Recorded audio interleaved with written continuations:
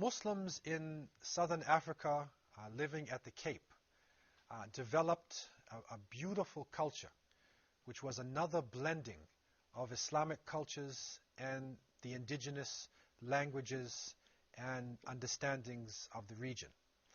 And this is in line with what happened with the Swahilis, who developed a culture based upon Arab merchants who were coming into East Africa and intermarrying with the indigenous people of East Africa. In this case, we have slaves and political prisoners who are coming from the East, coming from Indonesia and Malaysia, from Sri Lanka, from Madagascar, from East Africa, and even from West Africa, all coming into the Cape, and they are being controlled by the Dutch. They are also living within South Africa, and the leading or the major indigenous group are the Khoi people, and so their language, the indigenous language, now mixes with Malaysian languages, and then mixes with the Dutch language, and from out of this comes a new language. And this Dutch-based language is called Afrikaans. And so basically what it is a Creole form of a Dutch, but there is so much influence from Malaysian languages and some touches of Khoi also, that it takes on a new form. And what is interesting about Afrikaans is that it is expressed by the people in a local way, and also it is written in the Arabic script. So that what we are finding is that in the same way that in Al-Andalus, that Spanish was written in Arabic script, also in West Africa, we find that Mandinka languages, the Songhai language, the Fulani language, Wolof, the languages of the Tawarikh, are also written in the Arabic language. We find that Persian is expressed through the Arabic language. Turkish is expressed through the Arabic language. So we find that Arabic becomes a lingua franca. It becomes a language of education, a language of culture, a language of even transmitting non-Arabic expressions. This is a powerful testimony to this language. And at that point in history, Arabic was still dominating much of the world. Muslims were the first to write Afrikaans in Arabic script. And so the early expressions of Afrikaans are coming out within Islamic texts. So we find, for instance, books on Aqidah, on faith, books on grammar of Arabic, on interpretation of the Quran, on the traditions and sayings of the Prophet Muhammad, peace be upon him. They are written in Afrikaans, but it's an Arabic script. So these textbooks actually now are considered to be one of the most important aspects of the written heritage of Southern Africa. And it is now being brought together in the African Union to make part of the rich culture of the African continent, which brought together people from different continents and different languages. And again, it is so interesting that Arabic is at the basis of this.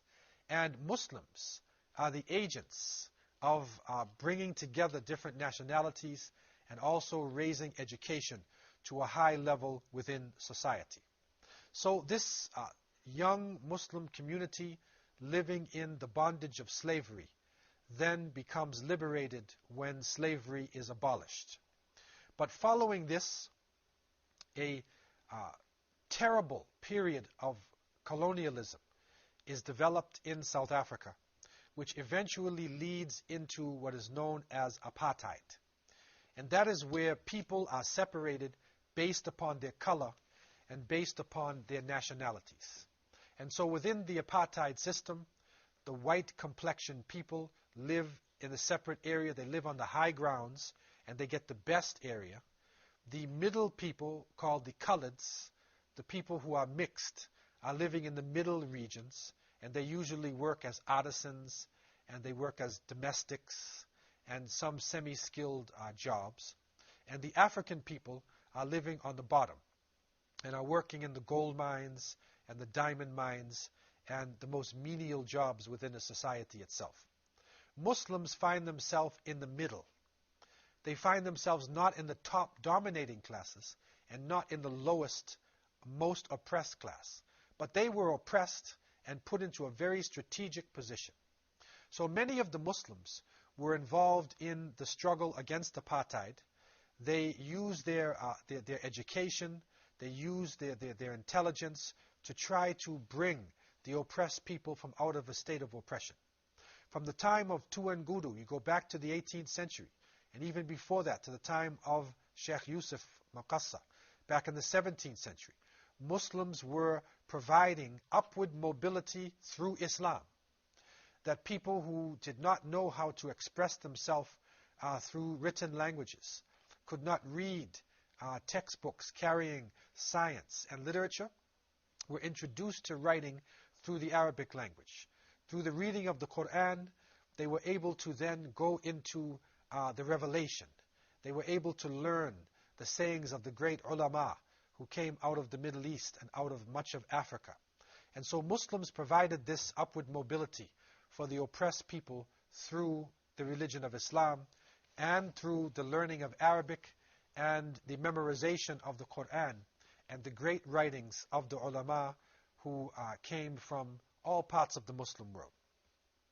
The Cape Muslims were able to travel out of South Africa, and it is reported that from way back in the 18th century, some of them managed to actually reach Arabia, and they made pilgrimage to Arabia.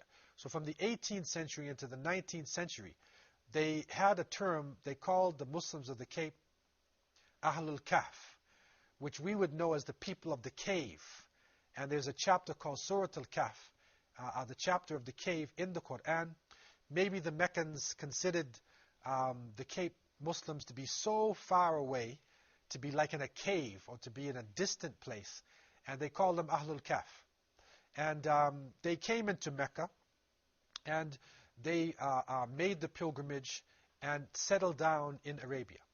Later on, during the colonial period, where Muslims were involved in being artisans and semi-skilled labor, they became excellent tailors. So they made excellent suits and excellent clothing, to the point where the ones who were able to go to the pilgrimage to Mecca and they started to sew clothing for the people of Mecca, they became the tailors of the Ashraf, the tailors of the sultans, and they lived in Mecca and they intermarried with the people in that region. So they make a vibrant community. And what develops from the apartheid is a negative and a positive. The negative is that Muslims are separated from other people and they are oppressed by a strong racial regime. But the positive is that Muslims are forced to come together to live in collectives. And this forms a type of mini Islamic state. So within the regions, especially in Cape Town, where you come into the Muslim sections, you find the adhan being called openly. All of the shops are selling halal food. The women are dressing according to Islam. Children are playing around, and they're mostly Muslims. And so it is a strange phenomena that happens.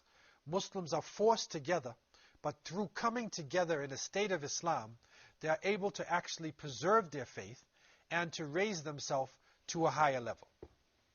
So what develops out of this is that within the 20th century, Muslims then come to Cairo, they come to Medina and Mecca, and they start to learn to read the Quran. What develops out of this is a type of qira'ah. It is a level of the recitation of the Quran that becomes world class. And some of the great huffaz coming out of Egypt, some of the greatest of the Quran readers would go down to the Cape and read for the people in the Cape, and they would involve themselves in Quranic competitions, and this continues up until today to the level of the people of the Cape is one that is recognized by people throughout the planet. Also, the struggle because the history of the Cape is one of struggle. The struggle then is recognized not only within South Africa, but without South Africa. So Muslims from the Cape also are very much involved in the issues within the Muslim world. And they have a very powerful voice. And although their number is small, their voice is heard throughout the world. So this culture of the Cape is a beautiful blending. And the Cape Tonians, who are known as Malays, the terminology is using Malay, but actually it is a beautiful blending of Asian, of African, of Indian, of Turkish, all types of blood, of European, all types of blood are mixed together within the Cape Tonian community. And also different foods are found within their culture. So again, it is another beautiful blending of the cultures of the world, and that is one of the great blessings that Islam has for the world. The Prophet Muhammad, peace be upon him, was surrounded by people of all nationalities. The Prophet Muhammad, peace be upon him, did not submit to Arab nationalism, but taught that the best amongst the Muslims is the one who has faith. It is not based upon the color of your skin, nor is it based upon your class or your lineage. So the Muslims of the Cape continue in this tradition, and they are able to build over 150 masjids within Cape Town and its vicinity itself. They are also able to export their Quran readers around South Africa, around the southern hemisphere, and they are being benefited from in many parts of the Muslim world today. This is part of the legacy of struggle. And from the early times, Sheikh Yusuf of Makassar, Tuan Guru, and all those who were struggling to maintain the Arabic language, those who would get up in the middle of the night and perform tahajjud prayer, those who would read the Quran even though they were tortured to the point of death. It is through this struggle that Islam continues and thrives, and that Muslims are able to participate in the struggles of other people in other parts of the world.